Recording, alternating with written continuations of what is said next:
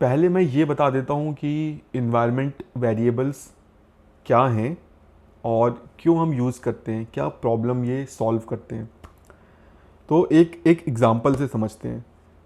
Generally जब हम किसी कंपनी में होते हैं तो मैं लिख के बता देता हूँ यार, या let me open a drawing tool, let me remove this. So for let's take a example of facebook.com। ये वेबसाइट हम सभी यूज़ करते हैं, ठीक है। This is used by public. Now suppose करो कि फेसबुक की टीम ने कुछ फीचर्स ऐड किए, features to play videos and feature to play games. ये फीचर्स मैनेजमेंट ने डिसाइड किए और मैनेजमेंट ने ये फीचर दे दिए डेव टीम को कि भाई इन पे काम करना शुरू कर दो। डेव टीम ने ये फीचर्स कंप्लीट कर दिए। अब कंप्लीशन के बाद टेस्टिंग होगी कि फीचर सही से चल रहा है कि नहीं। अब ये जो टेस्टिंग है, कौन करता है testing? QA. Okay, QA engineers होते हैं जो टेस्टिंग करते हैं। अब ये क्यूए इंजीनियर्स डेवलपर की मशीन में जाके तो टेस्ट करेंगे नहीं।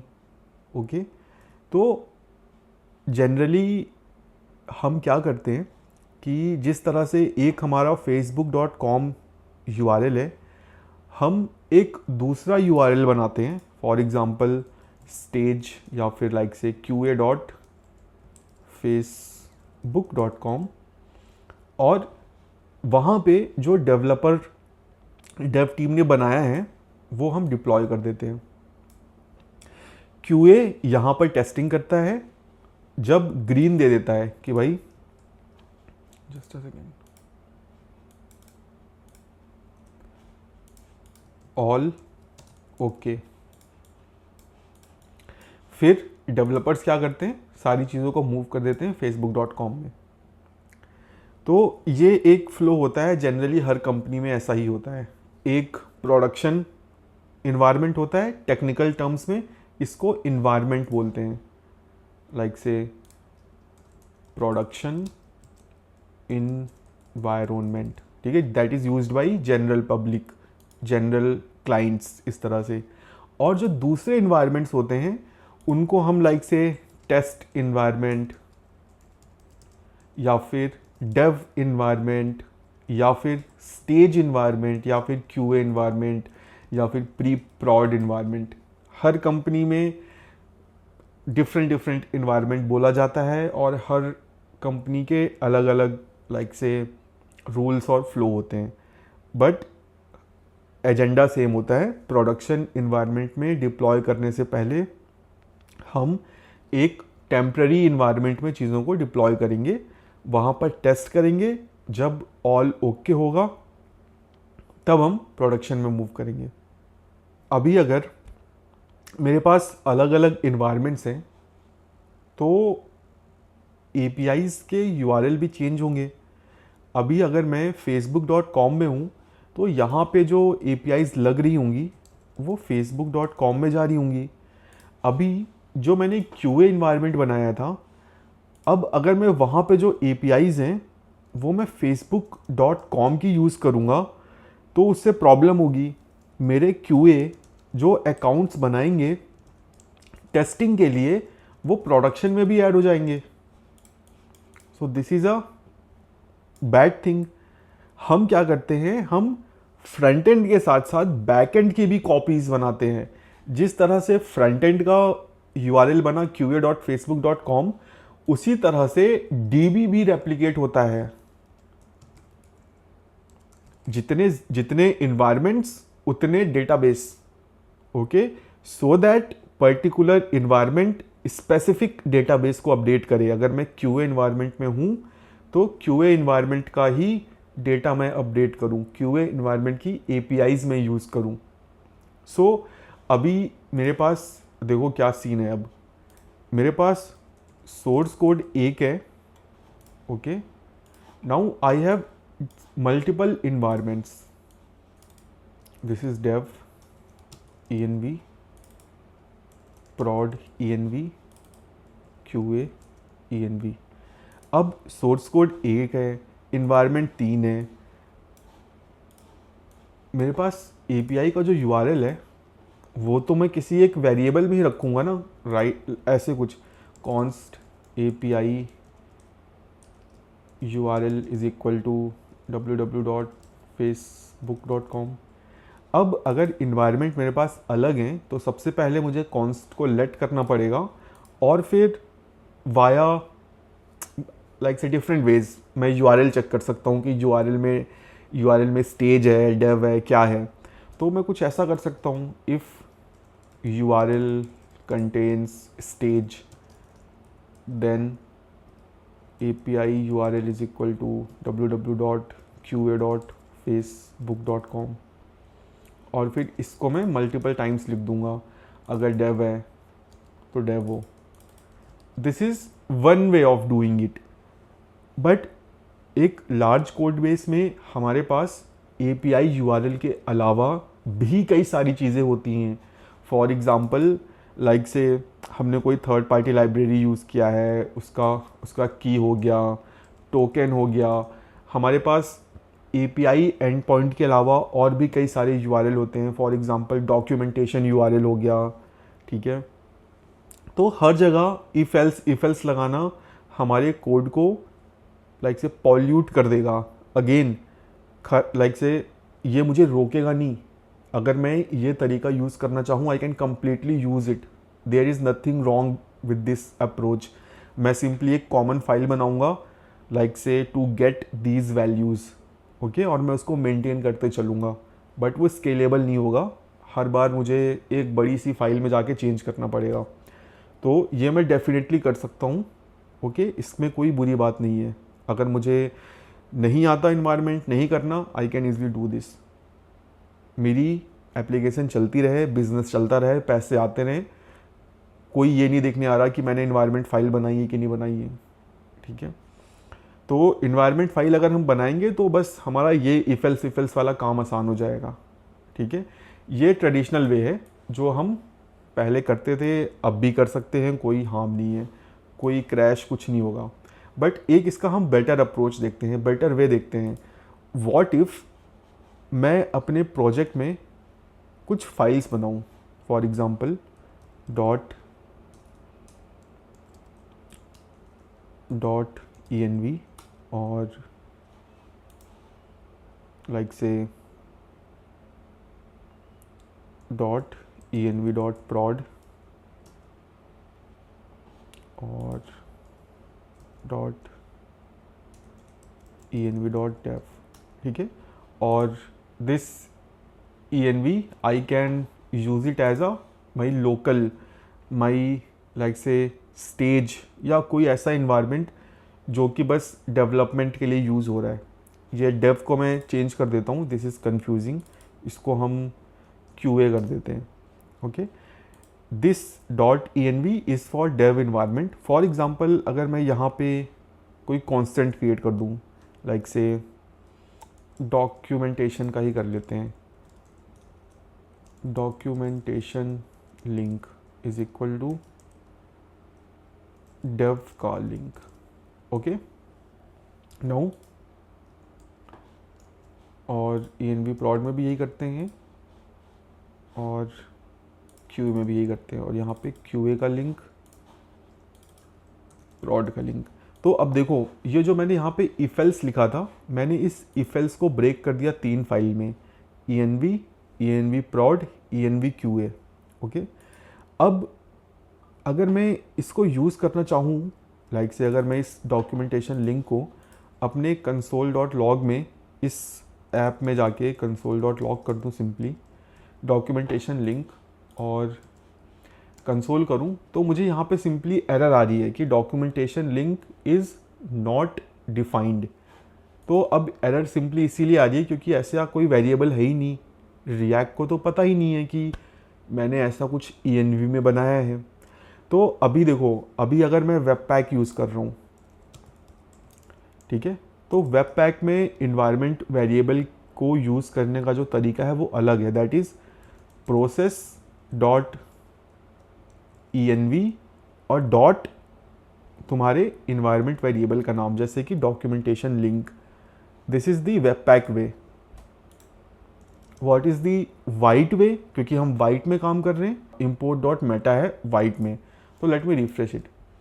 अभी मुझे यहाँ पे अनडिफाइंड मिल रहा है। Okay, let me remove this documentation link and see कि env में क्या है।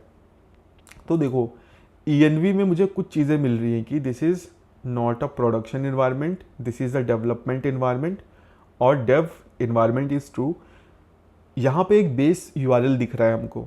अब ये बेस यूआरएल को हम कॉन्फ़िगर कर सकते हैं। You can see the documentation कि भाई ये बेस यूआरएल को हम कैसे कॉन्फ़िगर कर सकते हैं, सो दैट जब हम APIs लगाएं या कुछ भी करें तो हम ये बेस यूआरएल यूज़ कर लें। बट अभी हम इस पे नहीं जाएंगे, हम बस देखेंगे कैसे हम अपने वेरिएबल्स यहाँ पे ऐड कर सकते हैं। तो अभी जब मैंने लाइक से डॉक्यूमेंटेशन लिंक को एक्सेस किया तो मुझे अनडिफाइंड मिला, और ये हमें env ऑब्जेक्ट में भी देखने को नहीं मिल रहा। ओके, तो इसके दो रीज़न हैं। सबसे पहला रीज़न, अगर मैं कोई इन्वायरमेंट वेरिएबल बनाऊंगा तो अब देखो, डॉक्यूमेंटेशन लिंक नाम का कोई वेरिएबल वाइट के कोड में भी हो सकता है, तो यहाँ पे नेमिंग कॉन्फ्लिक्ट आ जाएगा। तो वाइट ने क्या बोला, भाई जब भी तुम env वेरिएबल बनाओगे उसको तुम वाइट से प्रीफिक्स कर दोगे। ओके, अभी अगर ये तुम वेब पैक में कर रहे होते तो तुम्हें वहाँ पे react_app लिखना पड़ता और फिर तुम्हारे वेरिएबल का नाम। अभी मैं इसको सेव करता हूँ, हर जगह हमें चेंज करना पड़ेगा। Let me refresh it. ये अभी भी नहीं आया। तो फर्स्ट रीज़न तो हमने सॉल्व कर दिया कि हमने वाइट प्रीफिक्स ऐड कर दिया। एक सेकंड रीज़न भी है। सेकंड रीज़न है कि जब भी हम इन्वायरमेंट वेरिएबल ऐड करते हैं ना, हमें सर्वर को स्टार्ट करके स्टॉप करना पड़ता है। अगर सर्वर चल रहा है तो अपने को उसे रिस्टार्ट करना पड़ता है। ठीक है, तो लेट मी रिस्टार्ट इट। अभी मैंने रिस्टार्ट कर दिया है, तो अभी भी यहाँ पर अनडिफाइंड ही आ रहा है। Let me see what I am missing. Okay, so मैंने यहाँ पे एक मिस्टेक कर दी है। अपने को ये जो चीज़ें हैं ये रूट में बनानी पड़ती हैं। मैंने बाई मिस्टेक src में बना दिया। मुझे लगा कि मैं रूट में बना रहा हूँ, मुझे इसको रूट में मूव करना पड़ेगा। ठीक है, ये फाइल्स हमेशा रूट में होनी चाहिए। अगर ये किसी फोल्डर के अंदर हैं तो तुमको पाथ भी लाइक से बताना पड़ेगा। आई बिलीव अब आने लगा है। ठीक है, सी वाइट डॉक्यूमेंटेशन लिंक, डेव का लिंक। ओके, कंसोल चलते हैं। यहाँ पे भी मुझे ऐड करना पड़ेगा। सो सी, यहाँ पे मेरे पास डेव का लिंक आ गया है। तो अभी मैं यहाँ पे कितने भी सारे वेरिएबल्स बना सकता हूँ और उनको ईजिली एक्सेस कर सकता हूँ। ध्यान मुझे ये देना है, अगर तुम यहाँ पे कोई भी डेटा टाइप लिखोगे ना, वो स्ट्रिंग में कन्वर्ट हो जाता है। मैंने भी नंबर लिखा है तो ये तुमको स्ट्रिंग में मिलेगा। ठीक है, लाइक से ये जो डेटा टाइप की वैल्यू है वो लॉस्ट हो जाती है। अभी अगर यहाँ पे मैं फॉल्स करता हूँ, so this will be a string. Okay, let me do type of.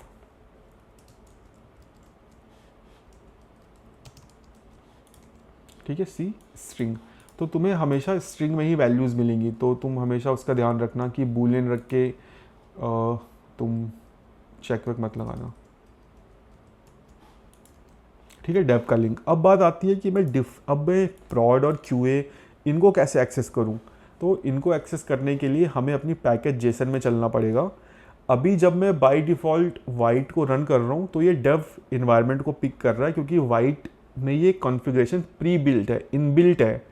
अब मैं चाहता हूँ एक सेपरेट इन्वायरमेंट, तो मुझे अब यहाँ पे इस स्क्रिप्ट को चेंज करना पड़ेगा। मुझे यहाँ पे इस डेव की जगह करना पड़ेगा QA। कमांड में सेम रखता हूँ और यहाँ पे मैं करता हूँ --मोड, और वो मोड लाइक से वो इन्वायरमेंट जो तुम चाहते हो, मैंने prod और QA रखा हुआ है। यहाँ पे मैं पहले QA करके चेक करते हैं एक बार। और अभी मैं जब अपनी ऐप को रन करूँगा तो अब npm run dev नहीं करूँगा, npm run QA करूँगा, ठीक है, सो दैट जो मेरा मोड है वो चेंज हो जाए। सी यहाँ पर QA का लिंक आ रहा है, ओके, क्योंकि अब QA इन्वायरमेंट की फाइल जो है वो पिक हो रही है, ठीक है। तो इस तरह से हम डिफरेंट लाइक से इन्वायरमेंट में स्विच कर सकते हैं via changing our this package JSON और स्पेसिफाइंग कि भाई मैं किस कमांड में कौन सी इन्वायरमेंट फाइल को पिक करना चाहता हूँ। तो this is how we use environment files. हमारे पास डिफरेंट इन्वायरमेंट्स हैं, हम उनके अलग अलग URLs, अलग अलग क्रेड्स यूज़ करना चाहते हैं, so we can use them by this way. अब जो भी चीज़ हम यहाँ पे लिखते हैं ना, दीज आर लाइक से जनरली लोग रिकमेंड नहीं करते कि तुम इसे गिटहब में पुश करो अगर तुम्हारी रेपो पब्लिक है। क्यों? क्योंकि फिर ये सीक्रेट्स हर कोई देख लेगा। अभी फॉर एग्जांपल तुमने गूगल मैप्स की कोई की यूज़ की है, ठीक है, तो सर्टेन थर्ड पार्टी प्रोवाइडर्स की लिमिट होती है कि तुम एक दिन में 10,000 APIs ही यूज़ कर सकते हो, 20,000 ही यूज़ कर सकते हो। किसी को मिल गई तो तुम्हारी सारी लिमिट एग्जॉस्ट कर देगा। तो इसीलिए हम गिटहब में पुश नहीं करते हैं। बट जब तुम बिल्ड जनरेट करोगे तो ये इन्फॉर्मेशन तुम्हारे सोर्स कोड में चली जाती है।